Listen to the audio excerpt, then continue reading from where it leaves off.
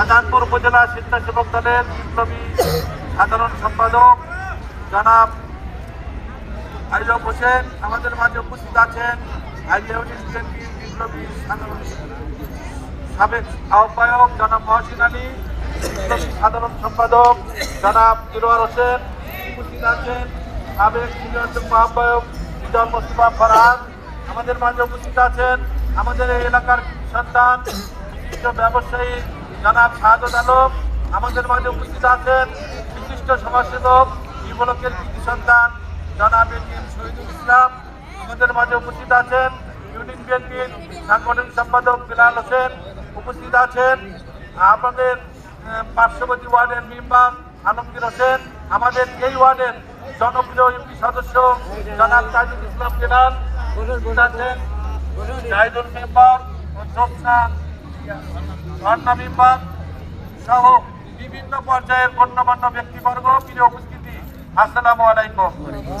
সম্মানিত উপস্থিতি, আপনারা জানেন এমন একটি মুহূর্তে আমাদের নির্বাচন হচ্ছে, যেই মুহূর্তে একটি ফ্যাসিস্ট স্বৈরাচার সরকার জনতা এবং ছাত্রদের গণ অভ্যুত্থানের মুখে বাংলাদেশ ছেড়ে পালিয়ে যেতে বাধ্য হয়েছে।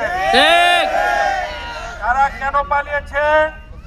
এই জনগণের 16,000 লক্ষ কোটি টাকা তারা বিদেশে পাচার করে দিয়েছিল, ঠিক কিনা বলে?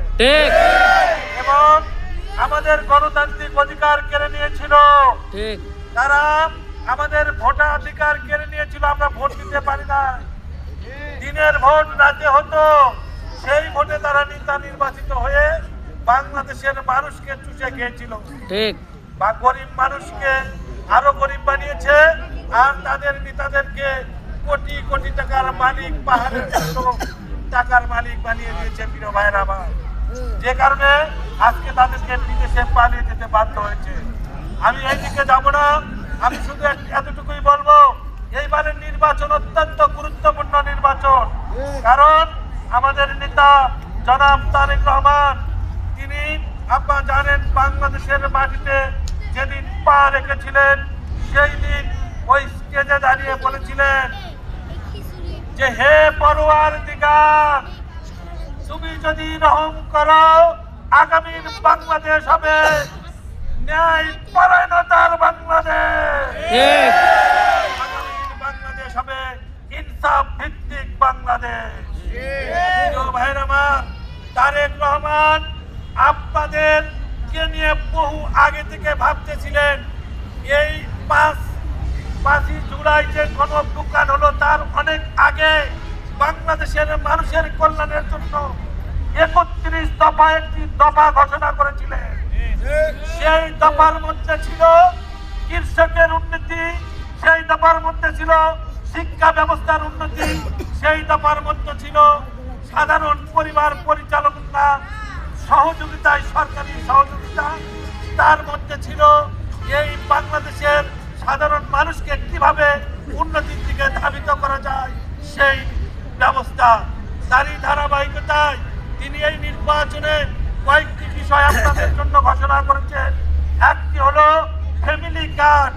তিনি বলেছেন, যদি বিএনপি সরকার গঠন করে, তাহলে বাংলাদেশের প্রত্যেকটি ঘরে ঘরে, এখানে ওই শুধু গরিব নয়, সবার ঘরে ঘরে তিনি একটি ফ্যামিলি কার্ড পৌঁছে দিবেন। গৃহিণীর নামে, সেই বাড়ির যে প্রধান গৃহিণী থাকবে, তার নামে একটি করে ফ্যামিলি কার্ড দেবেন।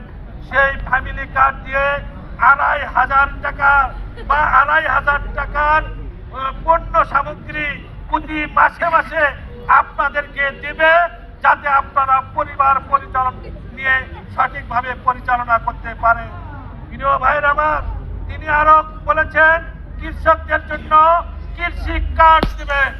এই কৃষি কার্ডের মধ্যে আপনার কতটুকু জমি আছে, কতটুকু শস্য আবাদ করেন, ধান ফসল ফলান না কপি লাগান না আনাজ লাগান, সকল তথ্য এই কার্ডের মধ্যে থাকবে। এগুলো লাগাতে গিয়ে কতটুকু সার লাগে, কতটুকু বীজ লাগে, সমস্ত তথ্য এর মধ্যে থাকবে। এবং আপনি আর্থিকভাবে সচ্ছল কিনা, যদি সচ্ছল না হয়ে থাকে, তাহলে প্রয়োজন আছে, বিনা সুদে আপনাকে ঋণ সুবিধা দেওয়ার ব্যবস্থা এই